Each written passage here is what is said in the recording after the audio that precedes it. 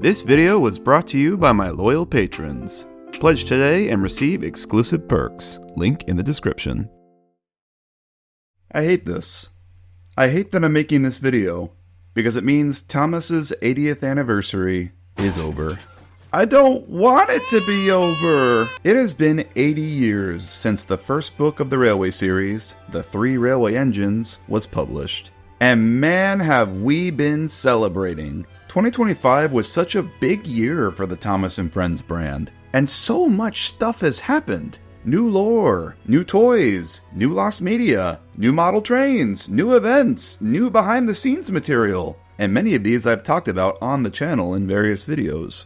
I made a video earlier this year covering the early announcements for the 80th, and at the end of that video I made a few of my own predictions of what was to come. And since then, I've been keeping a running list of everything that's happened throughout this year, updating it daily when something happened. Some of these I could have never predicted happening. So now that the year is coming to a close, let's take a look back down memory lane and remind ourselves of all the awesome stuff that happened. So the 80th anniversary fun all kicked off in December of last year, with the announcement from Dovetail Games that they'd be producing a Thomas & Friends DLC for their popular train simulator game, Train Sim World 5, called Thomas & Friends Visit the West Somerset Railway. This DLC was story-driven. The player got to operate Thomas or Diesel, whichever the story called for in that moment, and traverse the railway to complete tasks, all alongside brand new narration by Mark Morahan. Back at Minehead Station, Thomas was waiting at the platform. Soon, all his passengers were on board.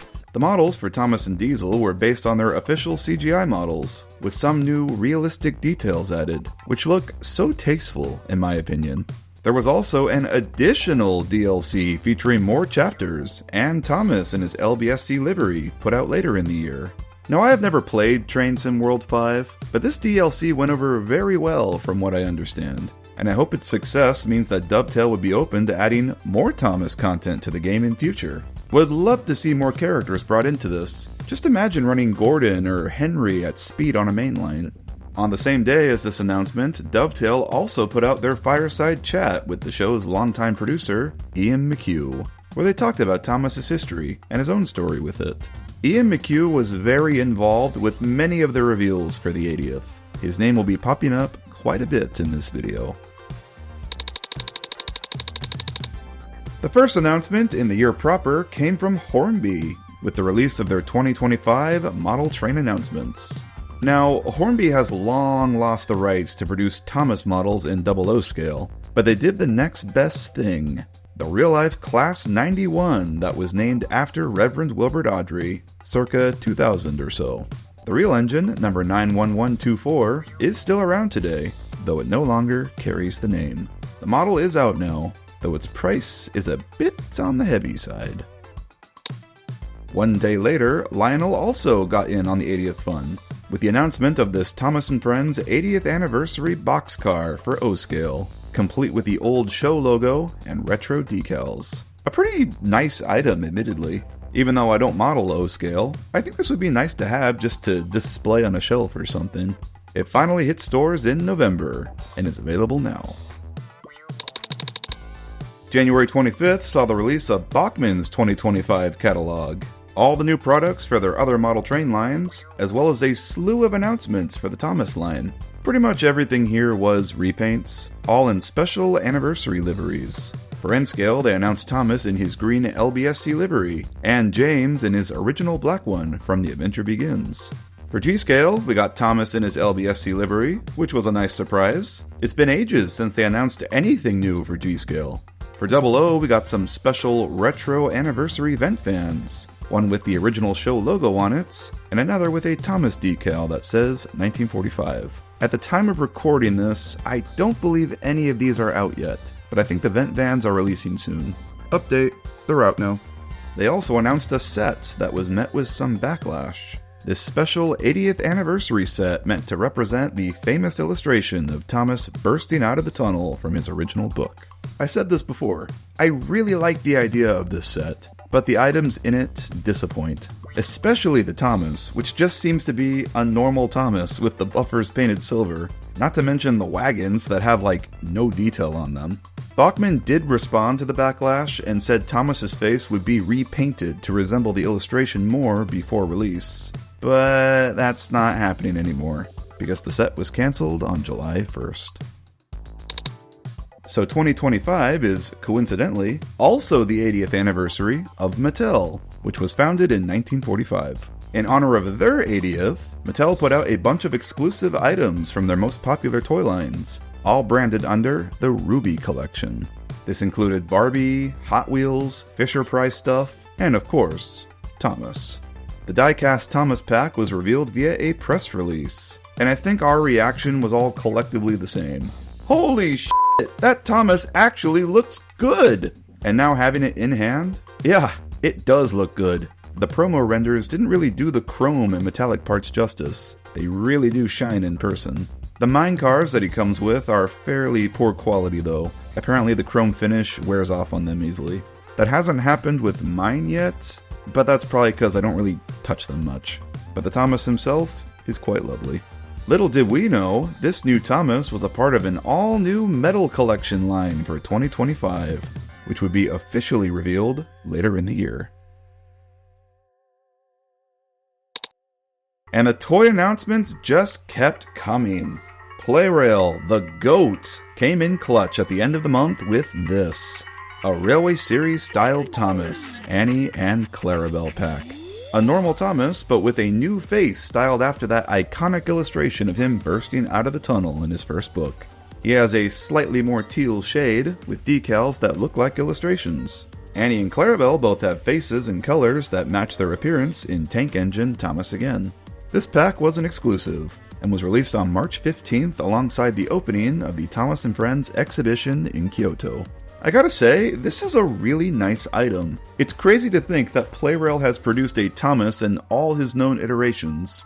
Model Series, CGI Series, All Engines Go, and now Railway Series.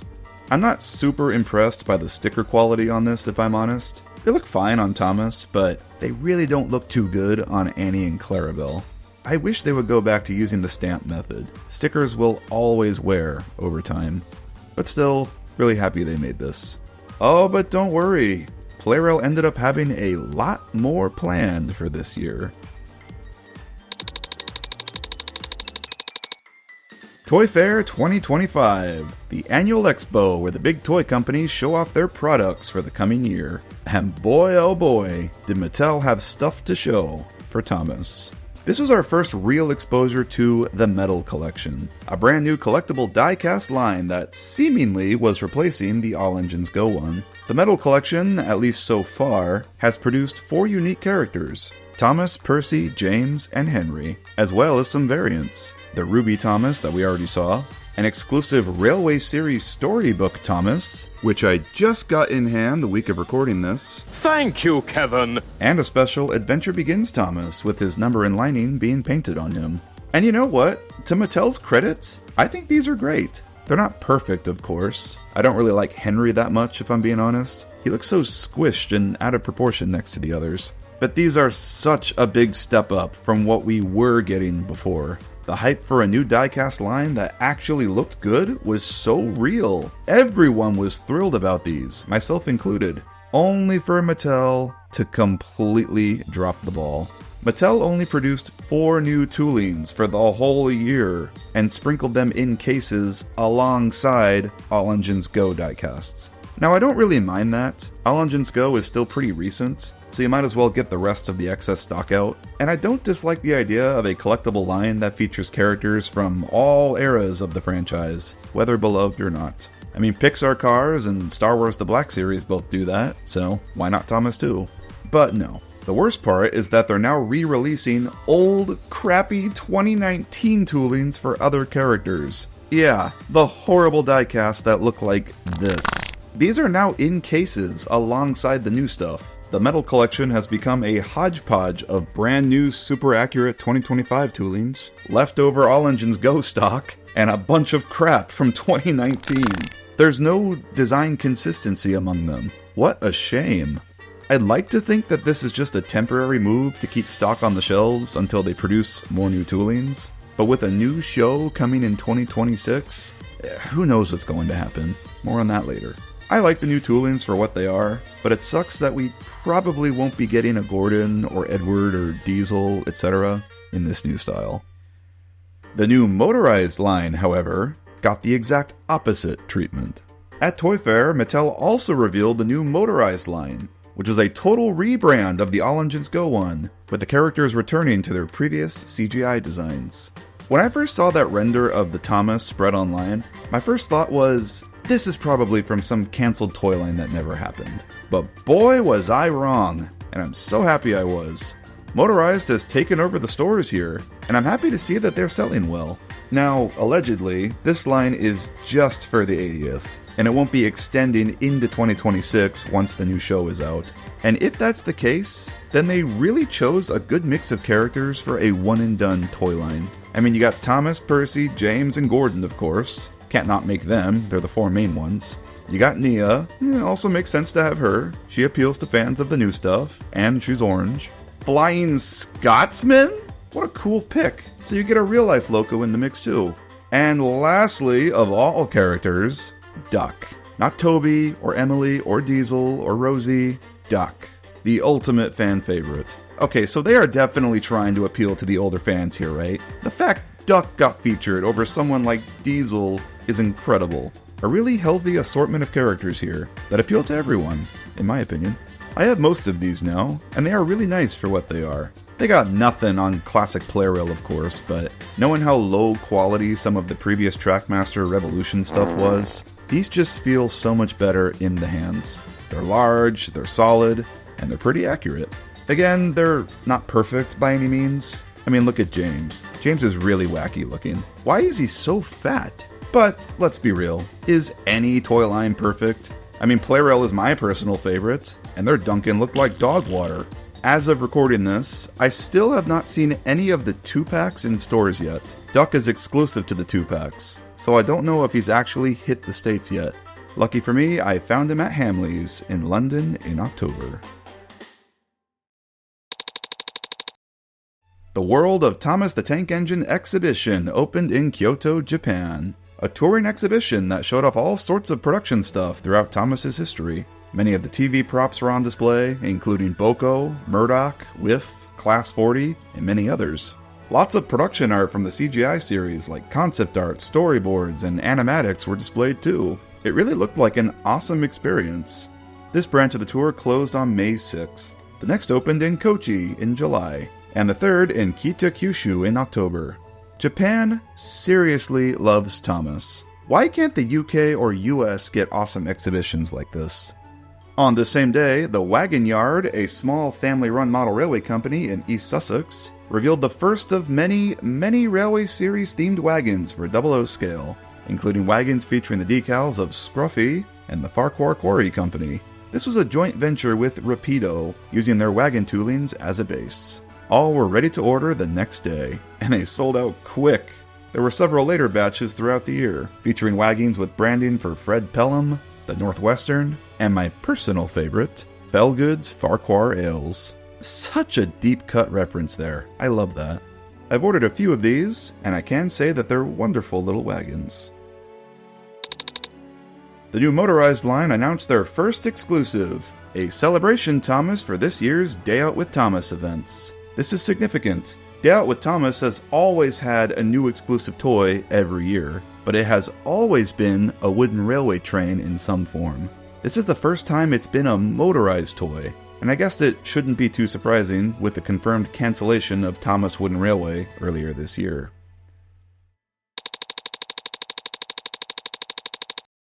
Kato, the Japanese model train manufacturer, came in clutch with an announcement that surprised us all. They are producing Duke for 009 scale, aka the same scale as Bachmann's narrow gauge engines. From what I understand, this is only happening because Kato produces the small England for 009, aka Duke's bases. And since not much would have to be done to make it Duke, they got permission to produce the character. He's not out yet, but running samples were shown off in November at the National Festival of Railway Modeling in the UK. He's slated for a 2026 release, and he will be released in Japan only. He can't be sold in the UK or US due to licensing agreements. But hey, that's not going to stop any of us from importing him. I'm sure he'll sell gangbusters. Everyone needs a little Duke in their home. They also revealed some other accessories for 00, including swappable faces for the Bachman Thomas, and some human figures, including Sir Topham and a kneeling workman. It's wonderful seeing another company produce Thomas products for 00. Here's hoping they do more. The weekend leading up to the big day was absolutely insane. There was so much announced from Mattel themselves. It was announced on this day that the Prop Store, a well-known mover of movie and TV props, would be holding a Thomas & Friends auction. A joint auction with Mattel, selling off hundreds of props from the show, all ones that were seldom used only a few times and weren't necessary to keep around anymore, with 70% of the profits made being given to charity, the National Autistic Society. The way I see it, it was a real win-win for everyone. Mattel got to free up space in their storage, the money that they made went to a good cause, and it gave fans a chance to get their hands on some props from their beloved show. This 17-day auction started on May 12th and ended on May 28th.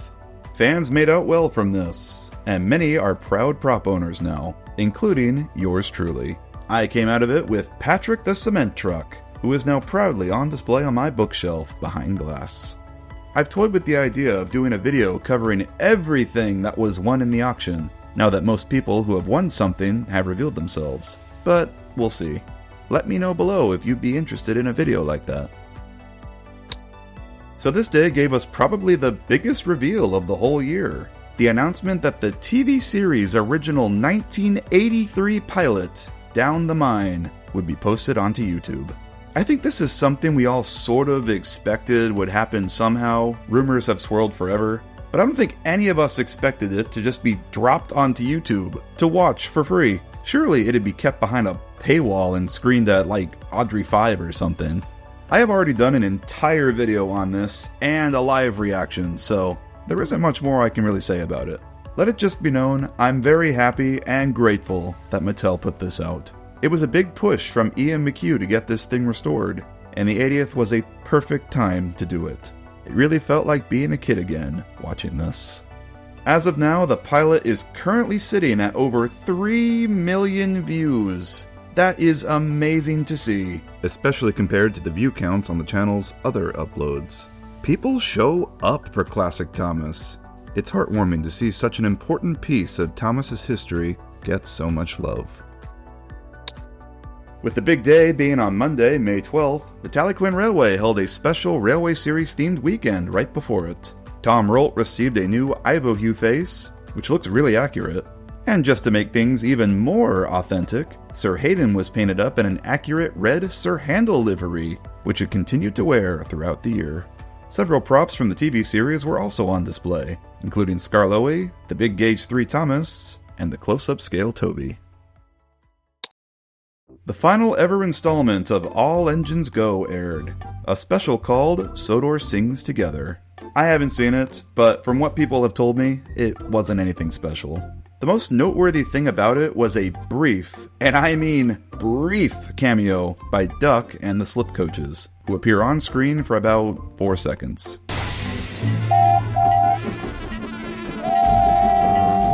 No dialogue or anything.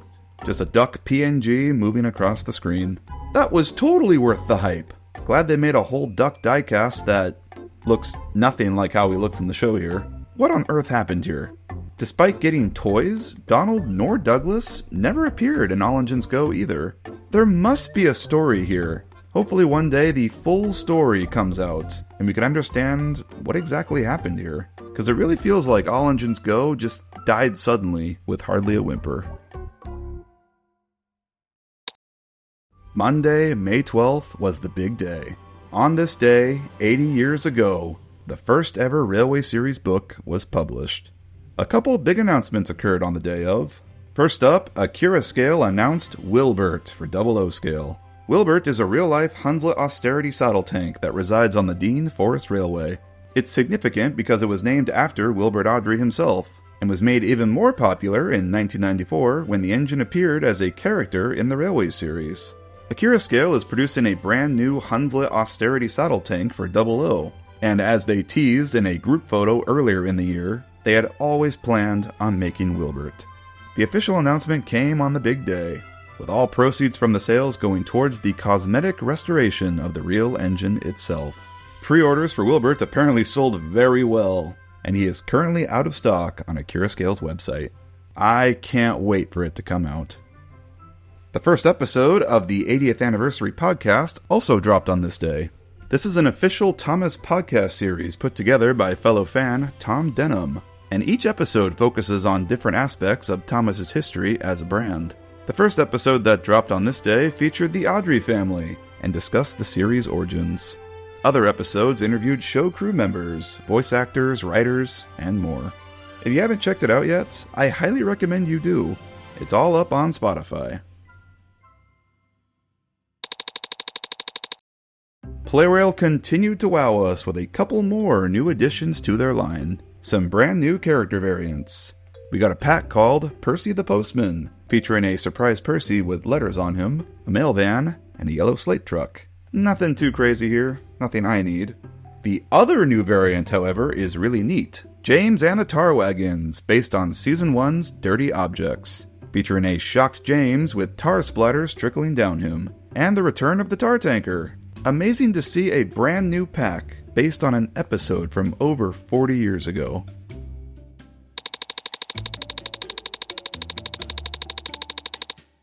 Audrey Extravaganza 5 begins. The big 3-day event at the Tallyclin Railway in Wales, celebrating all things Wilbert Audrey, the Railway Series, and Thomas. Tallyclin and Dalgach were unveiled with brand new Skarloey and Renius faces, completing all engines 1 through 7.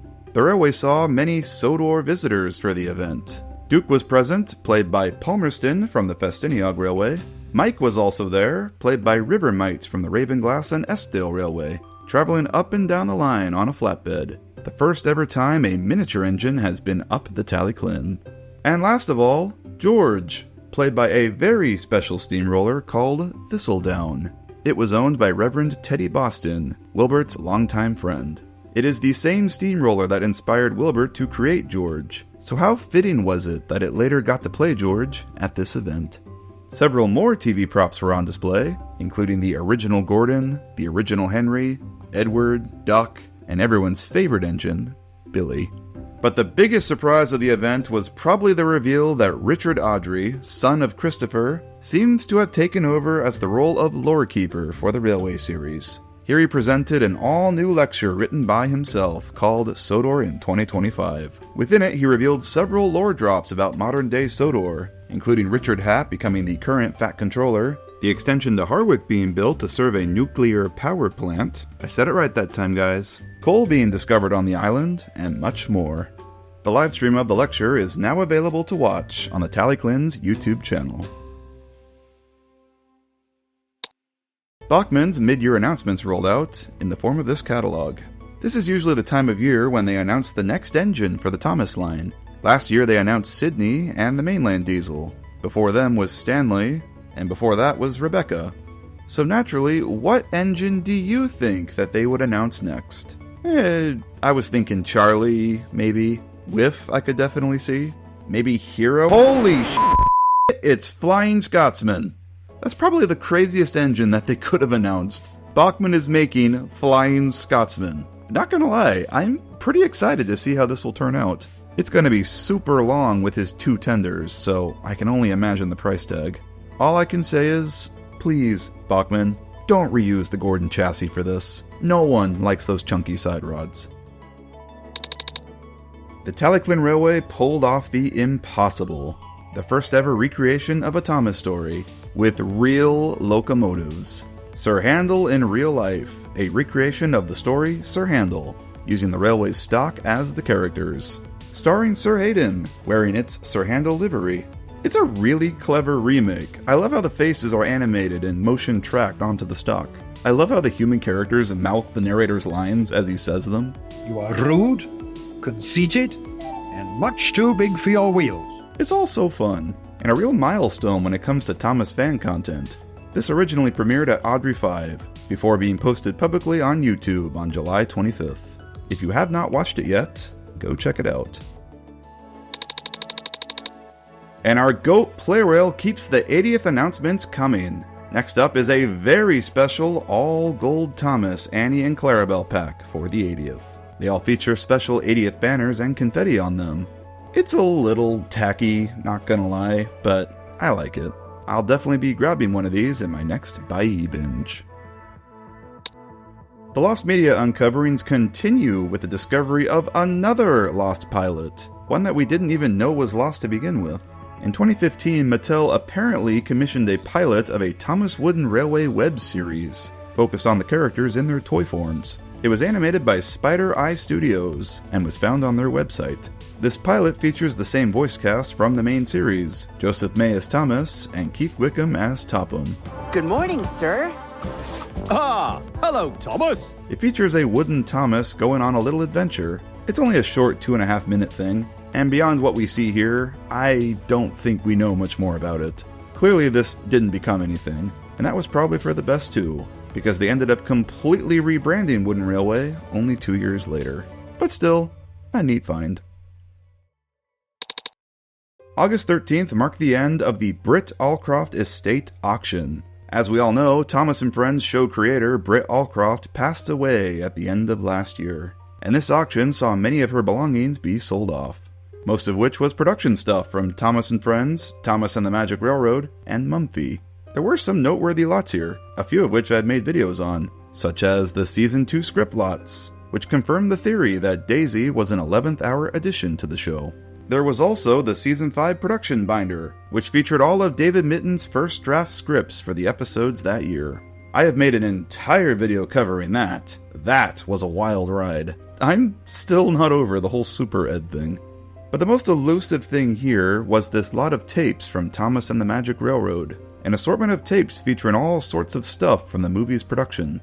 This lot was won by the Magic Railroad Director's Cut group, run by Brandon Carty and Joseph Marshall, the same group that produced the documentary film An Unlikely Fandom. Their goal is to reconstruct the original director's cut of Thomas and the Magic Railroad as Britt wanted it before all the changes were made, as well as other cuts of the film that we never saw, and much of the contents from this lot is going to help them achieve that. There is a ton more to the story behind this than I can really go into in this video. They have been very transparent with their goals and have regularly been sharing the contents of these tapes on YouTube. There's a ton of cool stuff here. As someone who is not the biggest fan of this movie, I gotta say it is still interesting seeing all this stuff come to light, such as the full animatic of the original script, or all these uncut scenes that feature footage that we've never seen before, or all the different voice actors they ran through before landing on the final ones. Russian Diesel 10 is something I never knew I needed to hear in my life. Alright, playtime is over, Splodge. Now it's time for the next lesson. I call it How to Stop Being Stupid. These guys are doing good work, and I wish them the best of luck with this project. I look forward to watching the completed cuts of the film when they finish them. Hell, I may even do a video covering it all. Tomica jumped on the 80th action and announced a special Gold Thomas diecast on a special display platform, complete with a Topham figure. I don't know much about this, other than it supposedly came out on November 25th, and that I want one. I'm a sucker for these kinds of things. And we're now on Playrail's 4th announcement this year. Playrail has put out more new Thomas stuff this year alone than they have in the last 3 years combined. 2 amazing new variants. A chocolate-covered Percy pack based on Season 6's Percy's Chocolate Crunch. This is now the 3rd chocolate Percy that they'd produced, though this one is a little different. Percy has a smiling face, a model-based one at that, and he comes with a Mr. Jolly's truck and a chocolate tanker. Neat. The other announcement is pretty awesome. Paint Splattered Thomas from Calling All Engines. This is the first time Playrail has done this version of Thomas in their main line. Only Trackmaster produced it before. It's noteworthy for the return of the classic angry model Thomas face, something that they have not produced in over 10 years. The fact neither of these have CGI faces is so awesome. These packs are based on model series episodes, so I guess they wanted to be authentic. we can always count on Playrail.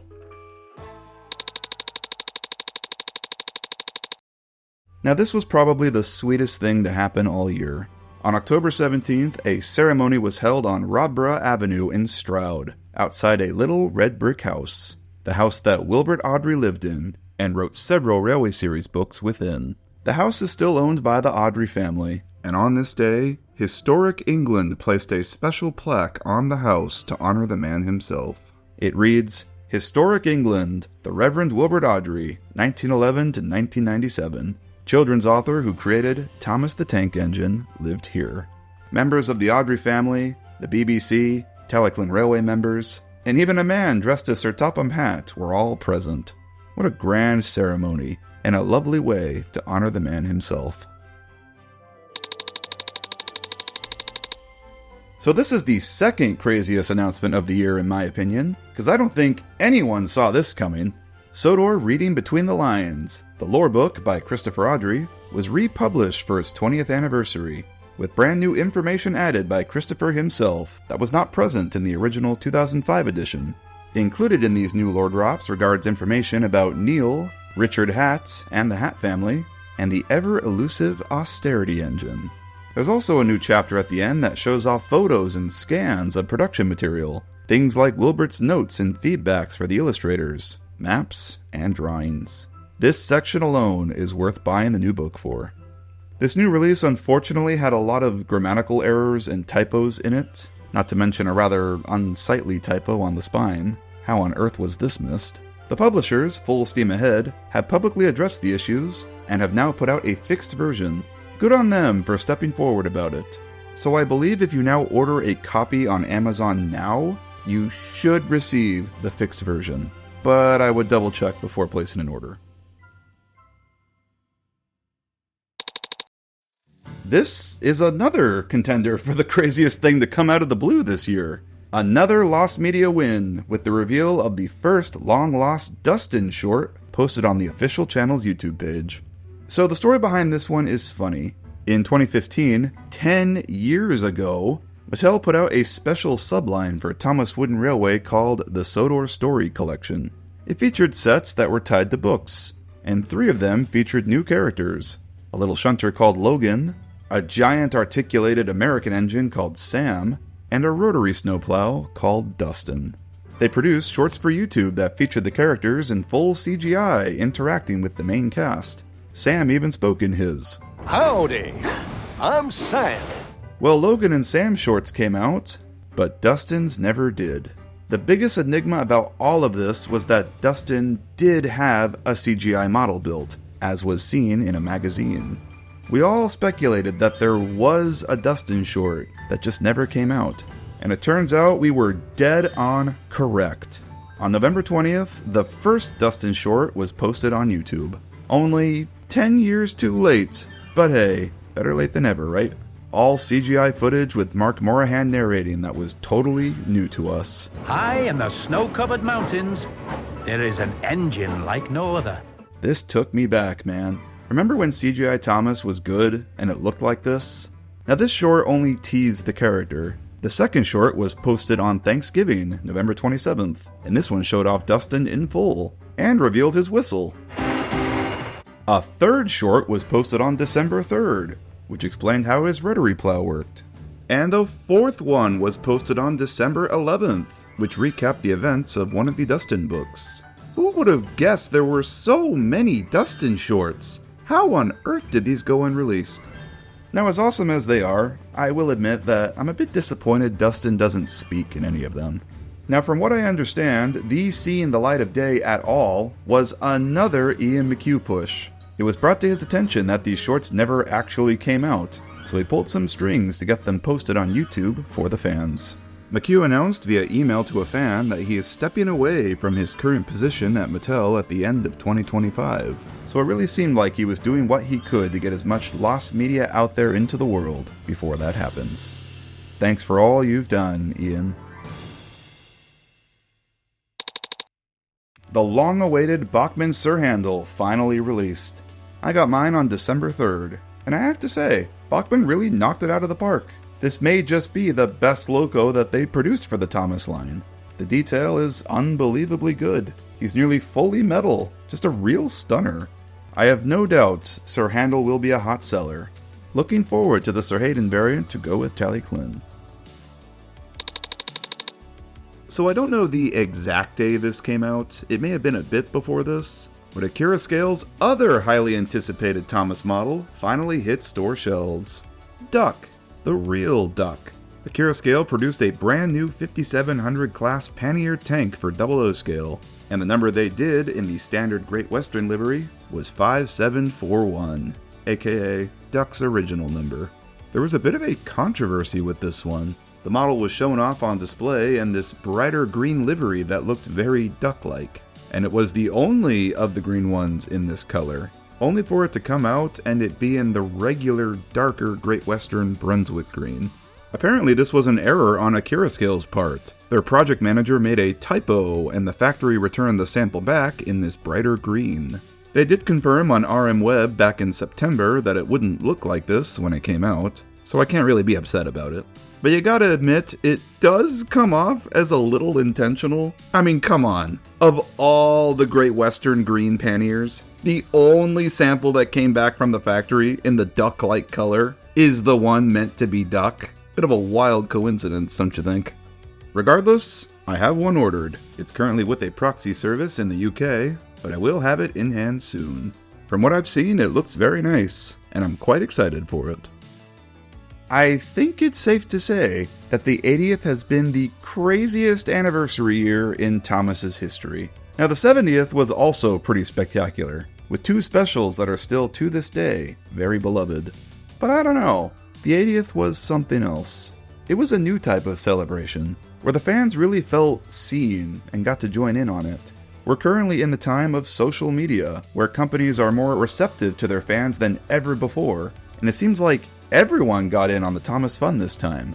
Mattel of course fed us, but also the model train companies like Akira Scale and Kato. The Tallyclin Railway held a number of events, and even the Audrey family stepped forward, both with Chris republishing his once rare book and Richard with his new lecture. This was probably the most consistent anniversary year ever, with almost every month having something new announced or revealed. It was such a fun time to be a Thomas fan. I was constantly on my toes and in good spirits all year. Now as far as my predictions from the first video go, well, I got 2 of the 3 right. We certainly did get some big lore reveals at Audrey 5, and we got the pilot. But we never got a model announcement of a new E2 class tank engine for 00 scale. But at the time of recording this, the year still isn't over yet. Akira Scale or Rapido or someone could still swoop in and announce that E2 before the 31st. I'm recording this on December 15th. You still got 2 weeks, guys! If it somehow gets announced on the day that I post this video, I'm going to laugh so hard, because that'd be really funny. So, what's next? 2026 will see the release of a new Thomas & Friends show. Look, apart from all the new toys and the new TV series that are coming out soon, we know very little about it right now, other than it is definitely a show, and is apparently being made with fans of all ages in mind. Editing Tug here. On December 23rd, some new toy images emerged that seem to reveal the character designs for the new show. The faces are very strange. I am not a fan of those colored irises. I don't know why they keep trying to push that. These are going to take some getting used to.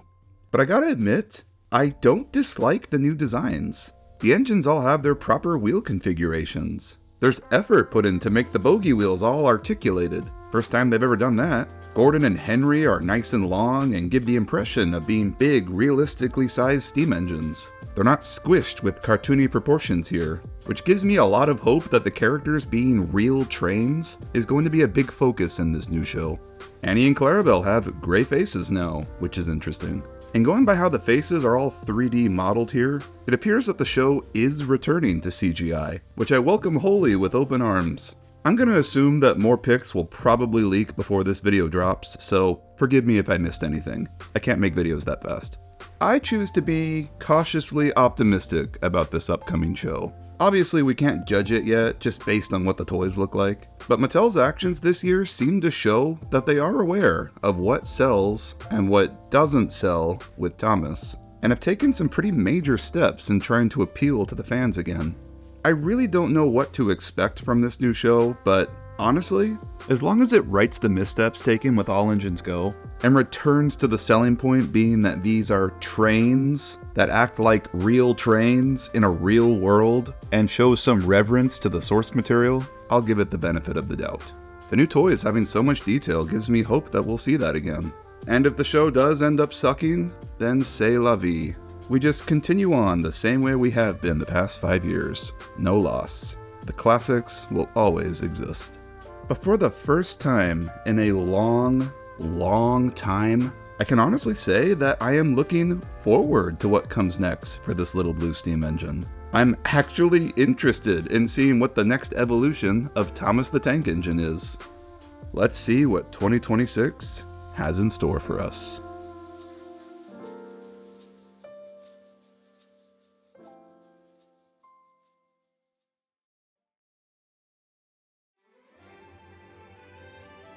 For this pick of the week, I'd like to spotlight a video from a friend of mine, Bertram and Thumper by the Sludge Tender. This is Dylan's first episode in his series, Sludge Serials, filmed entirely with his own custom models, all built from scratch.